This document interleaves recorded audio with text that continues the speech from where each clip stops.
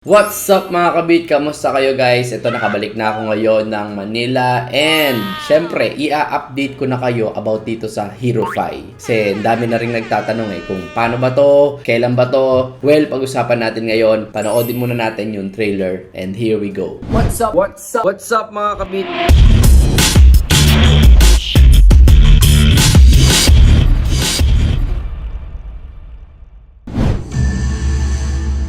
Before Herofi ushered in the heroic age, Yes.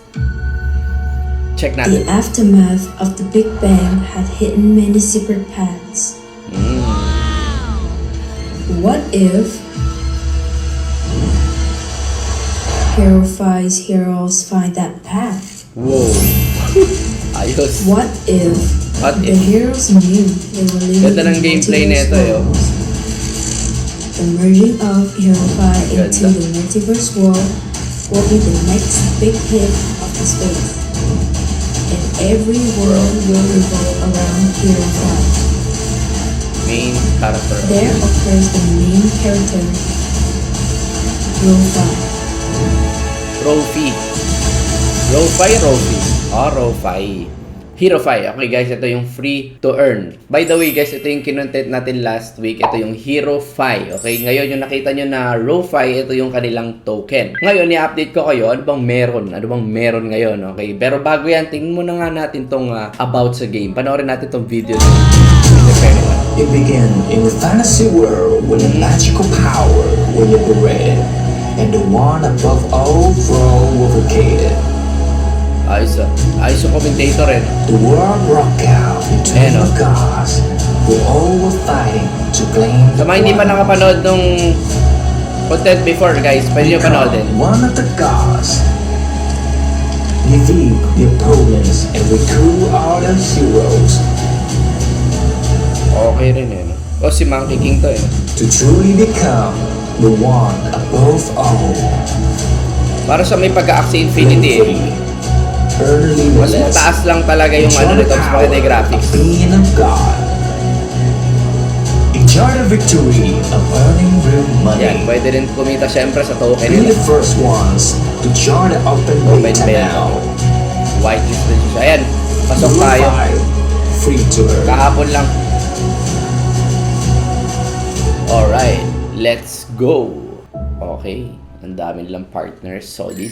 So, ayun guys, sana nag-enjoy kayo dun sa video na pin-repair ng Herofi para sa atin. Ngayon naman, eto, tingnan natin ulit yung marketplace para medyo ma-refresh kayo. Eto guys, yung mga itsura ng characters nila, ito sinasabi ko sa inyo na parang Axie Infinity din, wherein meron siyang PvE, PvP, at marami pang ways dun sa kanilang kabuuan ng Metaverse. Ngayon, ano bang reason bakit tayo nag-content uli ng Herofi? Because meron akong updates na mga sasabihin sa'yo, lalo na dun sa mga nag-aabang. So, ito na, wag na natin patagalin. So let me remind you guys na itong Herofi, ito yung free to play, play to earn. Ibig sabihin kahit hindi ka maglabas ng pera ay makaka-earn ka. Which is ang makukuha mo rito yung rofi nila na token. So yun, it's up to you kung pwede mong ipapalit o pwede mong i-encash. It's up to you. Basta pwede mo itong laruin kahit hindi ka maglabas ng pera. Well, siguro may advantage na lang yung mga talagang bibili ng mga malalakas na character. Pero ito nga, ano ba ang mga bagong updates dito sa Herofi? By the way guys, gusto ko lang kayo inform na yung rofi nila as hindi lang dito umiikot sa laro ng Herofi. So malaki tong kanilang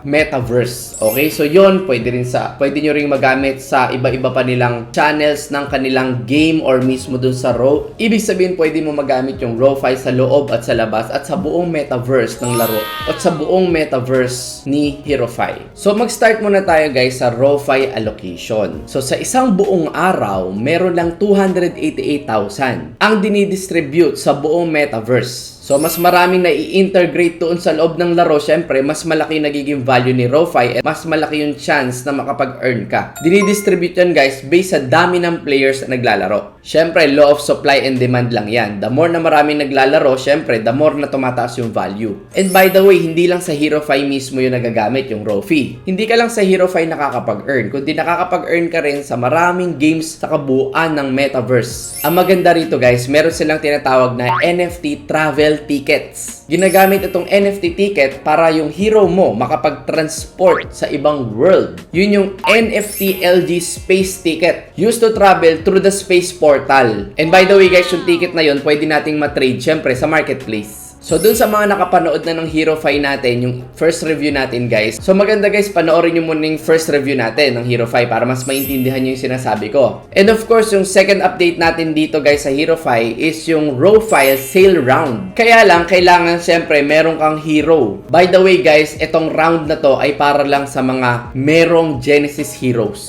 And the more Genesis heroes you have, syempre, mas madami kang rofi na slots na pwedeng bilhin. So ito guys, example lang. Let's say merong 2,000 na Genesis heroes na hinatch, which is ito yon. At mahatch yan sa October 24. Kunyari, meron kang dalawang Genesis hero. Ibig sabihin, pwede kang makabili ng 400 na rofi. Kasi meron kang 2 slots. Pagdating naman guys do sa vesting schedule, 5% yung TGE, cliff for 1 month, and then magbabayad ka ng 5% per month. So ang price is 0.5 equals to 1 rofi. So pag-usapan naman natin ang open time, Genesis Hero Snapshot will be on October 24. And claiming and listing of rofi will be on October 25. So bago tayo mag-end guys, i-check na rin natin yung roadmap nila, no? Pasensya na kayo kung medyo bulol-bulol ako guys. Ang hirap kasi galing ako sa sakit. Pero okay lang yun. Walang problema. Gagaling naman tayo doon. Pero huwag nyo ako alalahanin guys. Okay lang ako. Pagaling naman ako. So ayan guys. Ito na nga yung roadmap nila. So sa 25 is public sale. rofi for Genesis Heroes. And then of course, beta game Herofi na sa 30.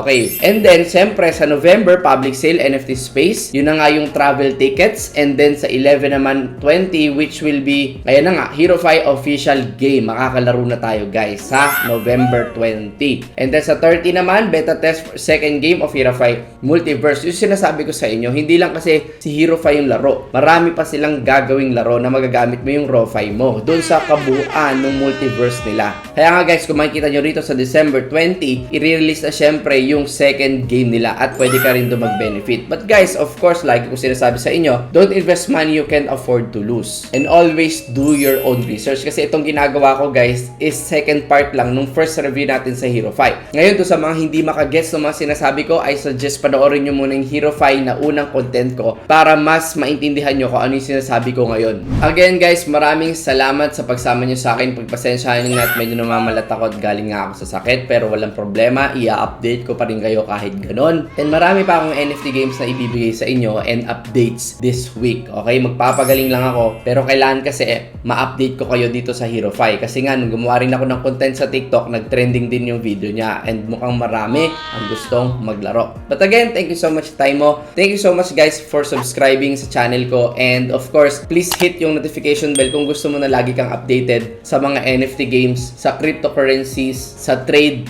basta kahit ano related sa crypto. Maraming salamat sa iyo guys and God bless you.